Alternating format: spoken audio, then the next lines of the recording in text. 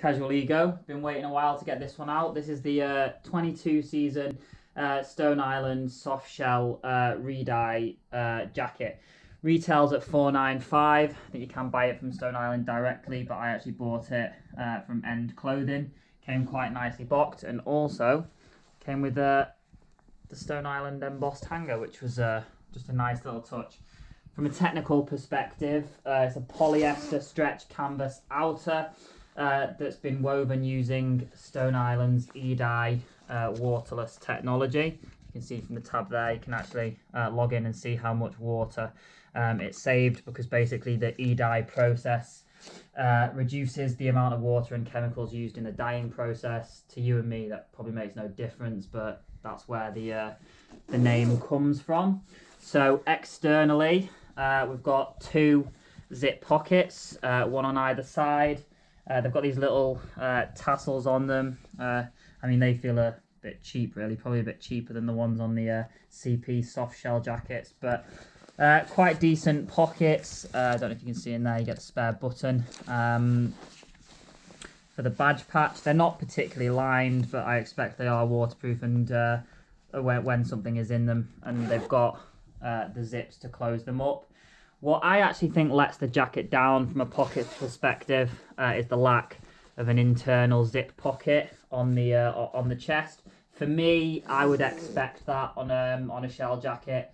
Practically, it might not really affect you because you have got the two front zip pockets, but it is something to bear in mind if you like to use chest pockets on other jackets, or you've got other shell jackets and you're used to it. It's got the ribbed cuffs, obviously they're elasticated, and then it's got the partially ribbed elasticated waistband. I actually really like this feature on most shell jackets because it helps give it that sort of fitted look and just makes the jacket look a lot sharper generally.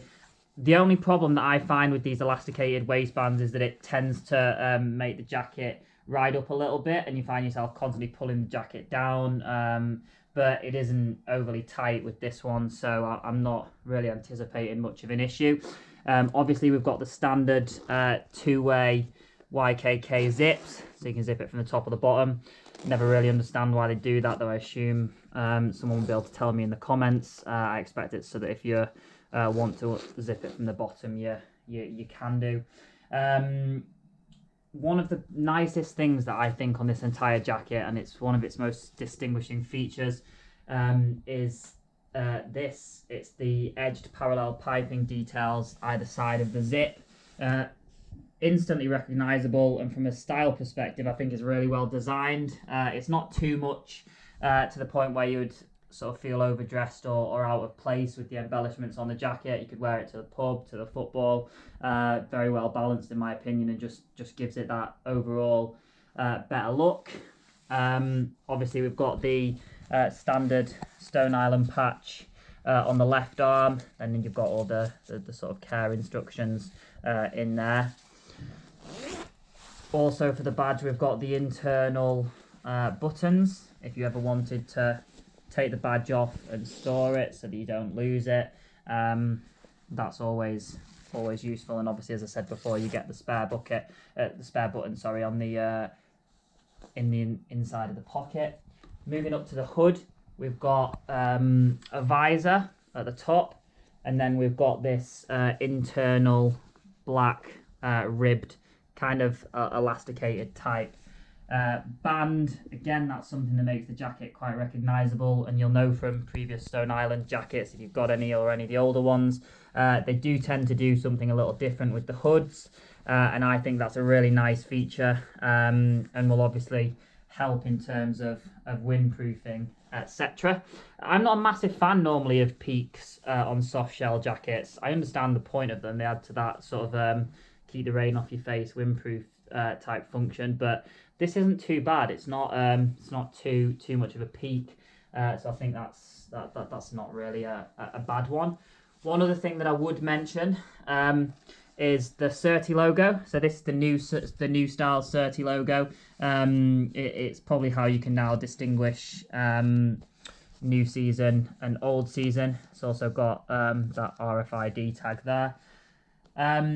I actually think this one looks a lot cheaper than the older jackets, like the 2019 jackets, but it obviously would help you distinguish it. This jacket is in the olive colourway, but you can actually buy it as well in black, orange, yellow and navy. I will just point out, you can't tumble dry the jacket. I don't know if that's something that would bother most people. You can wash it. I think it's at 30 degrees. You've got to take the badges off and just always check the labels if you're in doubt.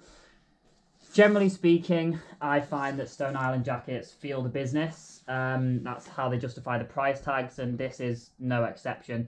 Even looking at it, you can sort of tell the quality, in my opinion. It feels really expensive, feels really good quality. I think the question is it worth £500? And that is when I start to have my doubts.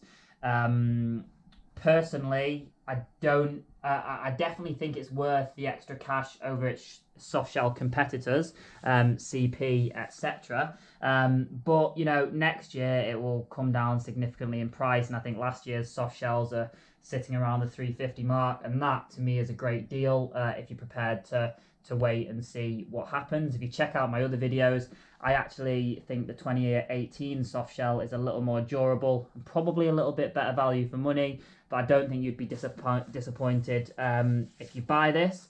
I think the labelling of it being the E.Dye soft shell is a bit of a gimmick, because it basically is just a new season soft shell jacket.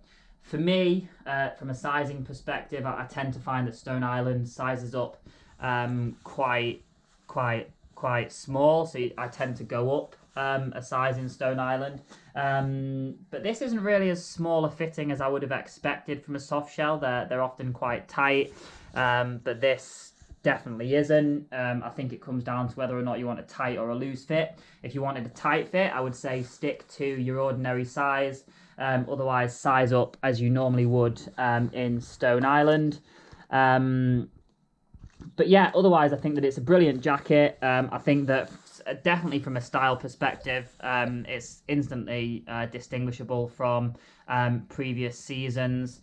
I think it's a good all-round jacket. I think the question just has to come down to cost versus Stone Island's own soft shells from previous seasons. But yeah, thanks for watching, guys. It would really help me out if you subscribed. Check out some of my other videos. But yeah, see you again soon. Fit.